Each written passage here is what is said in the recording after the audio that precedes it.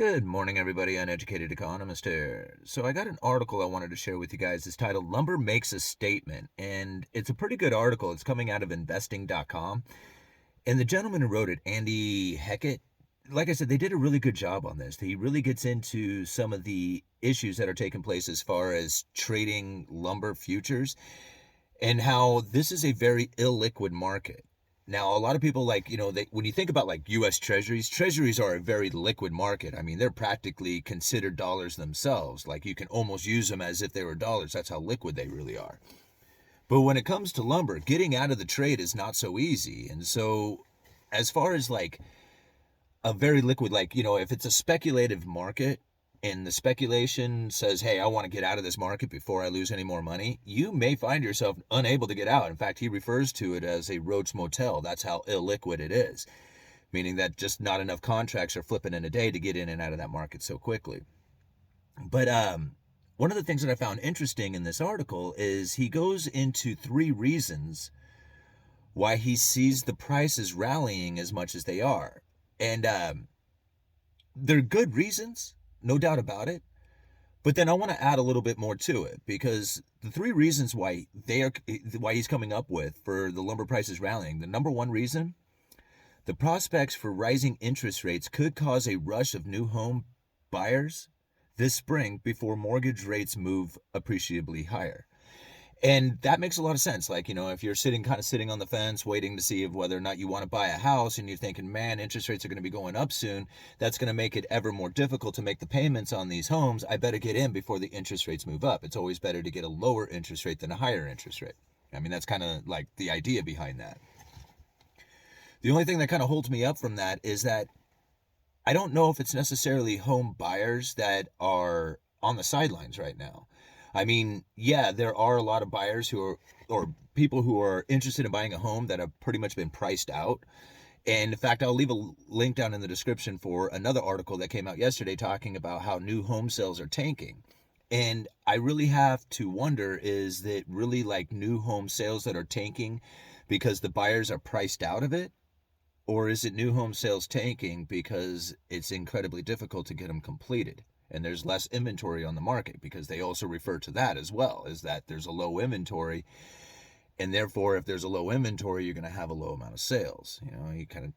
This is kind of how it goes, right? And less to buy, right? So anyway, going on. The second reason, the U.S. infrastructure rebuild program will likely require a substantial construction materials, and lumber is no exception. And now I do agree with that, but that's not happening. So it's not like that's what's causing the lumber prices to go up. That's complete speculation right there. Anyway, number 3. Illiquidity pushed lumber too high in May and too low in August. At just over 1,000 per thousand board foot level on December 22nd, the prices near the year's midpoint, reflecting inflationary pressure that could continue to impact all prices. Production, input cost, wages, and other prices put upside pressure on all raw material prices. Totally agree with that. I absolutely agree with that statement right there. The only thing is that why is he not including some of the more obvious things, like some of the things that we have addressed on this channel? Number 1, the British Columbia area. Now, we have talked about this a lot. British Columbia the mills up there pump out a lot of lumber. Now, United States, if I got my numbers right, uses something like 20% of their softwoods, or 20% of the softwoods that are consumed here in the United States comes from Canada. Of that 20%, it's like 15 to 20% comes from the British Columbia area. So it's no small amount that comes from this area. I mean, granted, it isn't like all the lumber that is consumed comes from British Columbia, but it has enough of a pull on the market that things that happen up there really influence the rest of the lumber market. Now, up there right now in British Columbia, we have a serious issue with the flooding that's taken out a lot of the rails and transportation. And so just logging and milling that lumber up in general has become very difficult for that region. But it's not addressed in this article at all. So there's already like a disruption in the amount of, supply that's coming into the industry just from that particular area. They've also been hit with tariffs. Canada got hit with a huge, tariff. That's going to be kicking in here towards the end of the month, but it's happening. So it's being priced into the markets right now. And then on top of that, if we go back and just look at my videos from, I think, around July, we were talking about mill curtailments during this time. So it's not like there was no, like a steady flow of material coming into the market that's creating this situation right now. It's a disruption to the market. So when prices shot up to $1,700 per thousand, mills were pushing out as much lumber as they could, and they filled the supply chain. Like, you think about it, you have to have a steady flow of material going through the supply. Now, that's a steady flow of material from the lumber yards all the way back to the mills. And if there's any disruption in that, if you need to fill up the distribution hubs, if you need to fill up the rail lines, if you need to fill up the lumber yard, until that is completely filled up, there is going to be demand out there.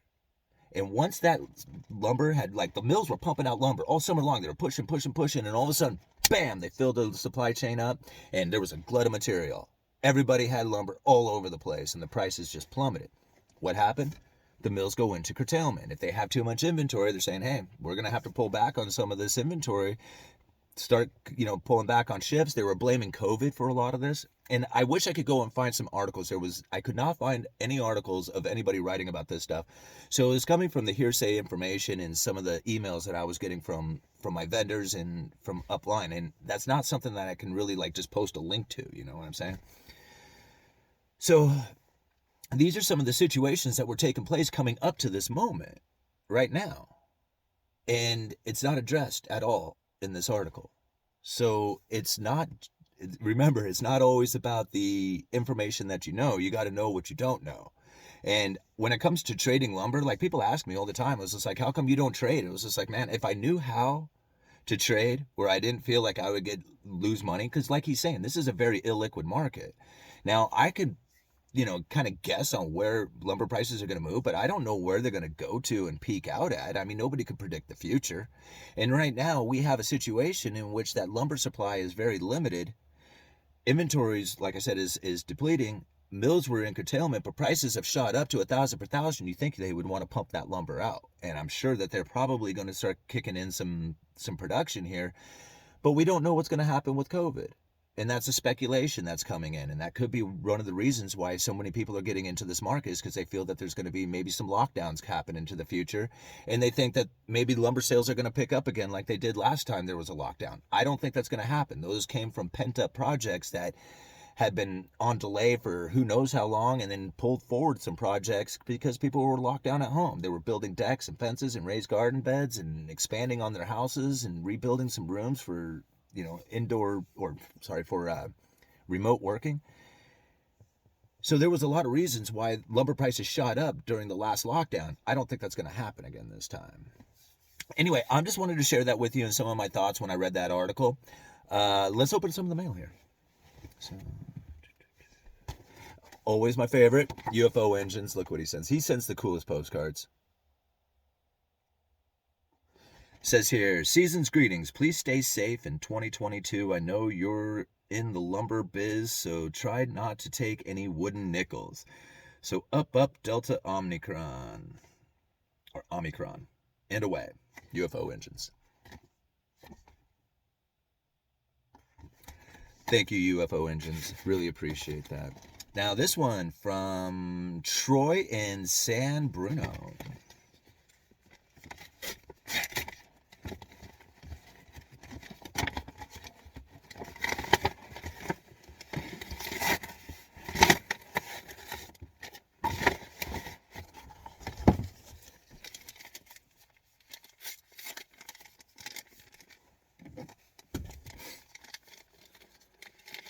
So it's going to get super cold. I guess in Portland right now, they're in a state of emergency with all the winter storm that hit them.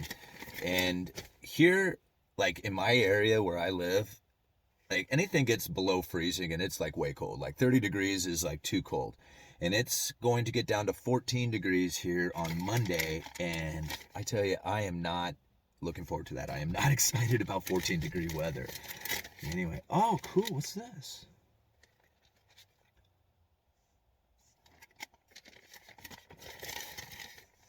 You let me know. Is there a letter? No letter, bro. Okay. Oh, Airbnb. Oh, okay, bruh. I know what this one is. Okay, Troy.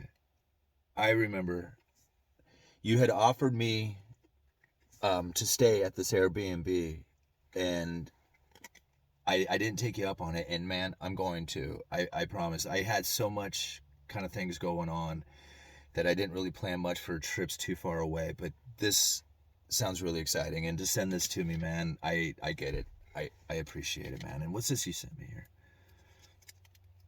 It's a token. It says, "Thank you for everything you gave to save Lake Tahoe and my cabin. God bless everyone at Cal Fire. Drinks on me."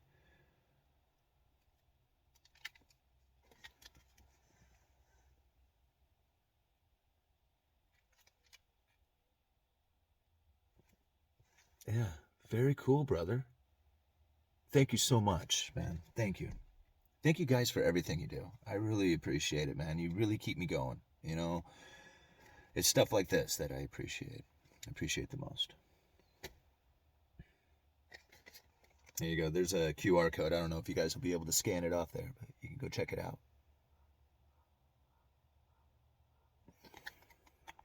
All right. Uneducated Economist. You guys let me know.